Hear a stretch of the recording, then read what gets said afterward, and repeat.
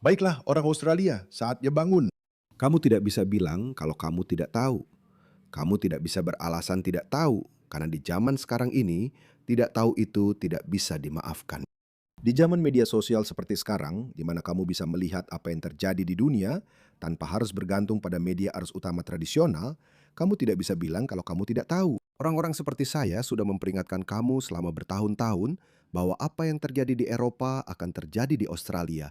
Dan itu memang sedang terjadi di Australia saat ini. Dan coba tebak, sejarah sedang terulang kembali. Lihatlah pelaku grooming Muslim yang tertangkap di Sydney ini. Satu-satunya perbedaannya adalah, dan saya berharap polisi Australia tidak akan bersikap lunak terhadap mereka seperti yang terjadi di Inggris. Jadi mungkin departemen kita, kepolisian kita, dan lembaga penegak hukum kita sudah belajar dari pengalaman. Atau mungkin mereka sedang melakukan yang terbaik. Tapi secara politik, kita sedang membuat kesalahan yang sama seperti yang dilakukan Inggris. Lihat ini. Polisi, kode aman, buka pintunya. Polisi, kode aman, buka pintunya. Polisi, kode aman. Polisi, kode aman. Polisi, aman. Polisi, kode aman. Kode aman.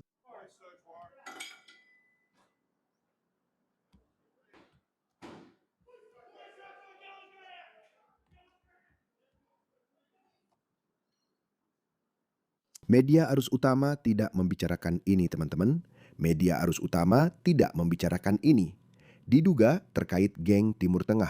Maaf, diduga rekan geng Timur Tengah didakwa melakukan grooming anak di Sydney. Orang yang sama, metode yang sama, perilaku yang sama.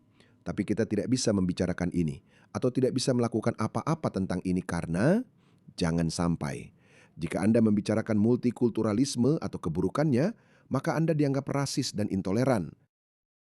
Mustafa Alamuddin, 39 tahun yang berhubungan dengan anggota sindikat Timur Tengah dengan nama yang sama, ditahan pada Rabu pagi setelah diduga mencoba melakukan grooming terhadap seseorang yang ia kira adalah seorang gadis berusia 14 tahun secara online. Polisi New South Wales mengatakan bahwa petugas dari luar negara bagian mengambil identitas online seorang gadis remaja dan diduga melakukan percakapan yang bersifat seksual dengan Alamuddin, di mana dia mengirim dan meminta foto-foto vulgar. Jadi ini jelas merupakan operasi penyamaran yang merupakan hal baik, yang berarti bahwa aparat penegak hukum kita cukup baik sampai batas tertentu, karena di Britania Raya ada kelompok main hakim sendiri yang melakukan hal-hal seperti ini. Tapi ini hanya puncak gunung es saja, teman-teman. Ingat orang ini? Ini adalah Mohammed Hafta. Selalu orang yang sama, nama yang sama, penampilan yang mirip, dituduh memperkosa secara berkelompok dan memenjarakan seorang gadis berusia 14 tahun di Coburg, Melbourne, serta memasok narkoba kepadanya. Telah dilakukan, dan lihat ini bagian terbaiknya. Telah diberi penangguhan penahanan dan sekarang bebas berkeliaran. Jadi setelah melakukan kejahatan serius seperti itu, kamu masih bisa bebas berkeliaran. Kamu masih bisa meneror anak-anak lain. Penangguhan penahanan Hafta diperpanjang di Pengadilan Magistrat Melbourne hari ini, meskipun ada tuduhan kejahatan seksual terhadap anak yang mengerikan. Belum selesai. Izinkan saya tunjukkan satu lagi. Seorang pria Timur Tengah berusia 28 tahun dari Sydney Barat dijatuhi hukuman ringan 3 tahun 3 bulan setelah ia membawa 3 temannya ke rumah pasangan Tindernya sebelum mereka berempat memperkosa korban secara brutal. Orang-orang ini, teman-teman, kalian harus mengerti satu hal. Ini adalah masalah budaya. Kalian tidak bisa mengabaikannya dengan mengatakan bahwa, ya, pemerkosa ada di semua budaya. Tidak. Orang-orang ini memiliki penghinaan khusus terhadap wanita barat. Penghinaan khusus. Mereka melihat mereka seperti sepotong daging. Ini adalah akibat langsung dari ajaran Islam. Dia keluar dan berulang kali menangis. Tidak, saya tidak mau. Saat dia memaksanya masuk ke kamar tidur dan memaksanya melakukan seks oral pada 3 dari mereka sementara dia terisak. Salah satu pria itu kemudian memperkosanya 2 kali. Dia menonton dan menyuruh mereka bergantian sementara dia memohon agar mereka berhenti. Tebak apa? Kejahatan mengerikan ini. Dialah yang melakukannya. Dan dia hanya mendapat hukuman 3 tahun. Dan saya pikir dia akan bebas jauh lebih cepat dari itu. Jadi dia dinyatakan bersalah atas penyerangan seksual berat yang dilakukan bersama-sama. Dengan arogan dia mengajukan banding yang kemudian ditolak. Dia akan memenuhi syarat untuk pembebasan bersyarat pada bulan Oktober tahun ini. Begitulah. Bahkan tidak sampai 3 tahun 3 bulan. Hakim-hakim woke, teman-teman. Ingat kasus ini? Saya pernah membicarakan ini. Saya senang banyak orang membicarakan hal ini. Saya rasa Malcolm Roberts atau orang lain, salah satu politisi One Nation, benar-benar membicarakan hal ini di parlemen. Saya tidak tahu di dewan yang mana. Seorang pengungsi asal Irak terhindar dari penjara setelah mengaku bersalah atas pelanggaran seksual terhadap anak yang melibatkan seorang gadis berusia 14 tahun di Toowoomba. Itu daerah yang sangat didominasi orang kulit putih. Pengadilan mendengar bahwa dia menghubungi siswi tersebut melalui Snapchat, membawanya ke tempat terpencil dan menyerangnya. Dia menerima hukuman 12 bulan penjara yang ditangguhkan selama 2 tahun setelah hakim menyebutkan adanya keadaan luar biasa. Saya tidak tahu mengapa para hakim ini begitu bersimpati kepada orang-orang seperti ini, termasuk masalah visa, waktu yang sudah dijalani dalam tahanan, dan tidak ada riwayat kriminal sebelumnya. Seolah-olah selalu ada yang pertama untuk segalanya. Tapi karena hukumannya di bawah 1 tahun, visanya tidak akan otomatis dibatalkan. Itu alasannya, teman-teman. Saya ingat ada sebuah laporan di mana seorang hakim Victoria mengatakan hal itu. Mereka diberitahu oleh pemerintah Partai Buruh, mereka dilatih. Anda tahu modul pelatihan dari pemerintah Partai Buruh itu, bahwa jika mereka menjatuhkan hukuman kepada orang asing lebih dari 1 tahun, maka Departemen Imigrasi kita harus mendeportasi mereka. Jadi yang mereka lakukan, pada dasarnya, mereka bilang, jangan hukum mereka lebih dari 1 tahun. Begitu saja. Dan ini baru permukaan masalahnya, teman-teman. Ini akan terus meningkat seiring kita menjadi semakin beragam, seiring kita semakin mengadopsi multikulturalisme. Lihat ini. Lihat ini terjadi di Inggris. Satu-satunya perbedaannya adalah orang-orang di Inggris mulai sadar dan mereka menghadapi orang-orang ini. Tonton video ini terjadi di Dover. Hadirin sekalian, inilah yang terbaik dari Dover di sini. Memutuskan untuk menakuti anak-anak berusia 10 tahun saat mereka pulang sekolah. Lihat itu, mereka malah tersenyum. Lihat nih, 3 pemuda ini menakuti anak-anak. Benar-benar omong kosong. Mereka menakuti anak saya saat pulang sekolah. Menanyakan apakah dia mau masuk ke mobil. Mereka mengejeknya. Dia baru 10 tahun. Menurutmu itu hal yang benar untuk dilakukan? Hehehe, pelan-pelan, tidak. Lihat orang-orang gemuk ini. Mereka semua tinggal di rumah yang sama. Tidak. Anak saya benar-benar ketakutan. Jangan bilang tidak ke saya. Dan jangan suruh saya tenang. Saya tidak akan terima. Kamu tidak akan melakukannya. Ini benar-benar omong kosong. Jangan coba lagi. Kamu menakuti anak saya yang berumur 10 tahun. Kamu pikir aku akan tenang? Pelan-pelan setelah jeda. Tolong bicara lebih pelan. Jangan lakukan itu. Berhenti. Lihat dia. Sekarang dia bertingkah sok jago. Mereka semua bertingkah sok jago. Tidak. Omong kosong. Omong kosong. Ini adalah bukti. Saya tidak akan membiarkan siapapun yang bahkan mulai menunjukkan ekspresi aneh. Omong kosong. Kamu jangan lakukan itu. Siapa? Siapa yang melakukannya? 3 orang ini di sini. 3 orang di sini. Bagaimana mereka tahu siapa yang saya maksud kalau mereka tidak melakukannya? Ini tidak goyang, tenang saja. Tentu saja aku akan gemetar. Adrenalin sedang mengalir di tubuhku. Kamu dan adrenalinmu itu. Apa kamu aneh? Pergi dari sini. Omong kosong. Pergi dari sini. Kamu tidak akan melakukan apa-apa. Pergi dari sini. Inilah masalahnya. Apa ini anakmu? Bukan. Apa ini anakmu? Bukan anakku. Teman? 10 dari mereka tinggal di sini. Teman-teman, Mungkin mereka keluar. Orang-orang ini keluar berlari seolah-olah mereka tahu apa yang sedang terjadi. Apakah itu aksi grooming lagi atau semacamnya? Mereka semua teman. Semua dari mereka, maksudku ada perbedaan usia. Mereka semua tinggal di rumah itu. Mungkin mereka sedang mencari korban.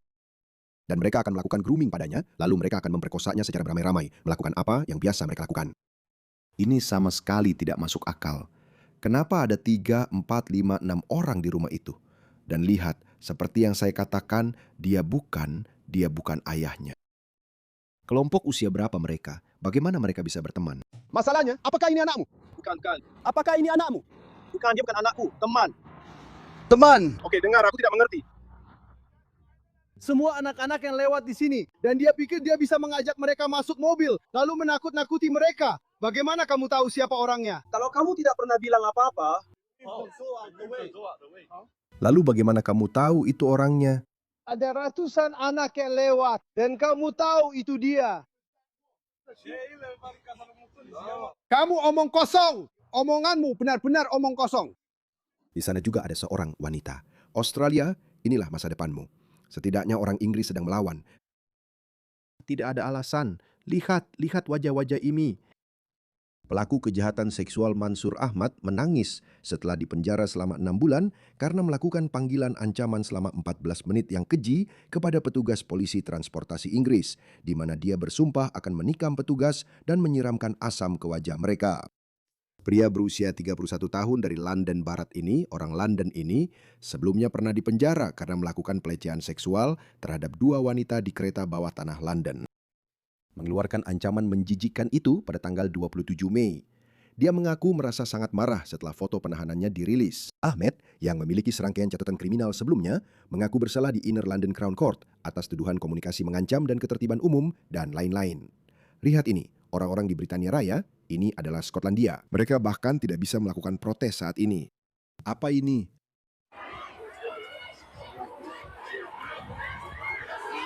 Orang ini yang sedang dilindungi polisi.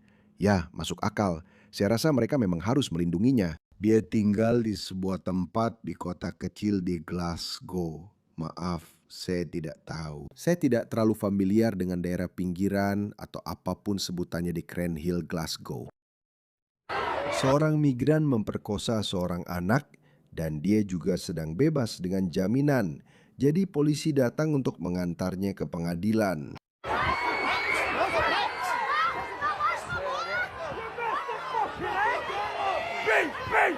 Orang-orang melakukan protes dan marah. Kenapa? Kenapa dia dibebaskan? Kenapa dia dikembalikan ke komunitas kita? Lihat mereka. Jadi kamu bahkan tidak akan bisa protes. Teman-teman, kalian nanti tidak akan bisa protes. Sekarang kita masih bisa karena pemerintah kita belum sekuat mereka di Inggris dalam memanipulasi rakyatnya. Protes menuntut remigrasi. Budaya-budaya ini tidak bisa bercampur. Mereka sudah membuktikannya. Saya tidak mengerti. Bukti apa lagi yang kamu butuhkan? Kita butuh deportasi massal untuk setiap penjahat kekerasan, setiap penjahat yang lahir di luar negeri, bahkan jika dia sudah menjadi warga negara melalui naturalisasi, deportasi saja. Dan saya mengatakan bahwa, ya, saya adalah orang yang lahir di luar negeri. Inilah sebabnya Rupert Lowe baru saja membuat cuitan ini.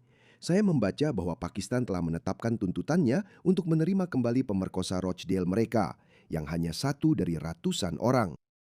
Ini adalah tanggapan resmi Restore Britain kepada pemerintah Pakistan. Kalian bisa nyah sana. Kami akan mengakhiri semua visa bagi warga Pakistan. Saya katakan, inilah titik lemah mereka. Elit Pakistan suka pergi ke London dan menghabiskan kekayaan hasil korupsi mereka di sana. Mereka sangat menyukainya. Mereka tidak akan berkorban demi hal ini. Mereka pasti akan menerima kembali orang-orang itu, karena elit Pakistan tidak akan rela kehilangan kesempatan pergi ke Eropa atau Inggris. Dan kita harus bekerja sama. Bukan hanya soal mereka dilarang masuk ke Inggris, Amerika Serikat, Australia, Eropa, Uni Eropa atau Kanada, larang mereka masuk ke seluruh dunia barat.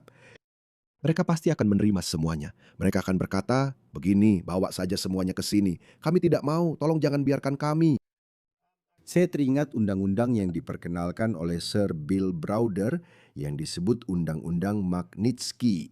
Yang jelas dia lakukan setelah Putin membunuh pengacaranya di Rusia, Sergei Magnitsky, yang memotivasi Sir Bill Browder untuk mengakhiri karir bisnisnya dan menjadi aktivis anti-Putin penuh waktu. Dan pada dasarnya, undang-undang itu memungkinkan pemerintah Barat, dan saya pikir Australia juga telah menyetujui Undang-Undang Magnitsky. Jika Anda adalah orang dari negara dunia ketiga yang korup atau orang Rusia, Anda tidak bisa membawa uang Anda. Anda tidak bisa membawa kekayaan haram Anda ke negara kami, jadi gunakan itu.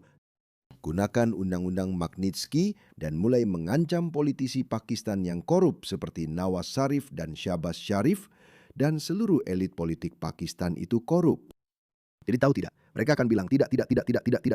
Dan para jenderal mereka juga omong-omong. Tidak. Kirim mereka semua ke sini. Kami tidak peduli karena memang begitu cara mereka bertindak. Tapi saat ini, mereka benar-benar menuntut pemerintah Inggris untuk membebaskan pembangkang Pakistan yang sah seperti Adil Raja. Mereka sebenarnya bisa saja meminta Australia untuk menyerahkan saya juga, karena saya juga seorang pembangkang dalam arti tertentu. Tapi saat ini mereka tidak benar-benar mengejar saya, karena saya memang tidak tertarik dengan politik Pakistan. Saya sama sekali tidak peduli dengan mereka. Mereka bisa pergi ke neraka. Saya tidak peduli. Tapi ada pembangkang Pakistan yang sah yang tinggal di Inggris. Misalnya pria bernama Adil Raja ini. Dia adalah pembangkang politik yang sah. Jadi mereka bilang, serahkan pembangkang politik itu kepada kami dan kami juga akan menerima para pelaku grooming ini. Tidak, kalian tidak berhak untuk membuat tuntutan apapun. Saya tahu beberapa orang akan berkata, ya, serahkan saja mereka juga. Tidak. Itu bertentangan dengan nilai-nilai barat kita. Tidak, kita tidak akan melakukan itu. Tapi yang akan kita lakukan adalah melarang semua politisi elit korup seperti kalian untuk masuk. Bukan hanya ke Inggris, tapi juga ke seluruh dunia barat. Kita punya undang-undang Magnitsky. Benar, kita bisa menggunakan itu untuk melawan mereka. Tidak ada lagi imigrasi dari Pakistan ke Inggris. Hapus bantuan luar negeri. Saya rasa Inggris tidak memberikan banyak bantuan luar negeri ke Pakistan, jadi itu tidak akan berpengaruh. Kenakan pajak pada dividen remitansi ke Pakistan. Itu hal besar. Orang-orang Pakistan mengirim 4,5 miliar dolar. Mungkin jumlahnya sedikit berbeda dalam pound sterling, karena saya sedang melakukan riset. Itu menunjukkan angka dalam dolar. 4,5 miliar dolar Amerika Serikat ke negara miskin seperti Pakistan. Mereka akan menyerahkan 4,5 miliar dolar untuk para pedofil ini? Tidak, mereka tidak akan melakukan itu.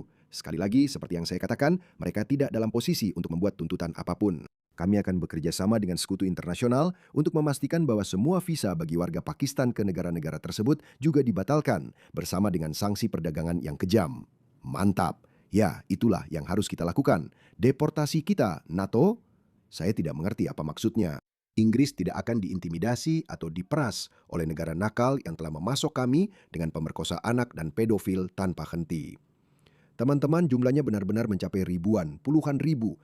Pemerintah Restore Britain akan membalas dengan seluruh kekuatan negara Inggris. Itulah yang harus kita lakukan, teman-teman. Itulah yang harus kita lakukan. Dan warga Australia sekalian, sadarlah, para pelaku grooming itu akan datang. Mereka membenci wanita kulit putih barat yang dianggap kafir. Mereka membencinya. Inilah yang diajarkan Islam kepada mereka. Mereka bebas, mereka jadi sasaran empuk. Mereka dianggap sasaran empuk. Ingat apa yang dikatakan Imam Australia terkemuka ini tentang wanita barat, tentang wanita Australia hampir 1 dekade lalu. Seharusnya kita sudah memperhatikan saat itu. Ingat orang ini, Muslim Australia, berusia 19 tahun, 19 tahun yang lalu dia mengatakan itu. Wow, saya ingat ini. Ini tahun berapa? 2007. Saat itulah dia mengatakannya. Pemimpin Muslim Australia membandingkan wanita yang berpakaian terbuka dengan daging yang terbuka. Saya pikir dia dideportasi, atau mungkin sebenarnya tidak. Saya tidak tahu apa yang terjadi padanya. Mari kita cari tahu. Apakah dia seorang imam Mesir Australia di Masjid Lechemba, salah satu tempat di Sydney, dan seorang pemimpin Muslim Sunni? Apa yang terjadi? Apakah dia meninggal? Ya, dia meninggal pada tahun 2023 di Mesir. Benar, dia dideportasi. Jadi dia dideportasi kembali ke Mesir. Kita harus melakukan ini, teman-teman. Kita harus melakukan ini. Benar, dia memang begitu. Sangat klasik. Pada tahun 1999, Hilali didakwa dan dipenjara setelah dinyatakan bersalah terlibat dalam penyelundupan barang dari Mesir ke Australia. Pada awal tahun 2003, kendaraan Hilali dihentikan karena sebuah benda, teman-teman, kebanyakan dari orang-orang ini, kebanyakan dari mereka juga penjahat. Kalian tahu kenapa mereka penjahat? Karena mereka tidak menghormati masyarakat barat. Mereka melihat Islam membagi dunia menjadi 2 paradigma, menjadi 2 lingkup. Darul Islam, rumah Islam, seperti Mesir atau Pakistan, dan wilayah perang, Darul Harb, yang artinya kita sedang berperang dengan para kafir ini. Inilah sebabnya mereka terus memberikan khotbah demi khotbah, di mana mereka memberitahu apa yang akan mereka lakukan, bagaimana mereka akan menaklukkan barat. Dan kita membiarkan mereka melakukannya atas nama kebebasan berbicara dan multikulturalisme. Kita harus tanpa belas kasihan dalam deportasi kita. Dan begitu kita mulai mendeportasi orang-orang ini, lihat apa yang terjadi. Setengah dari mereka akan pergi sendiri. Mereka akan sangat ketakutan. Mereka harus takut pada kekuatan barat. Mereka harus takut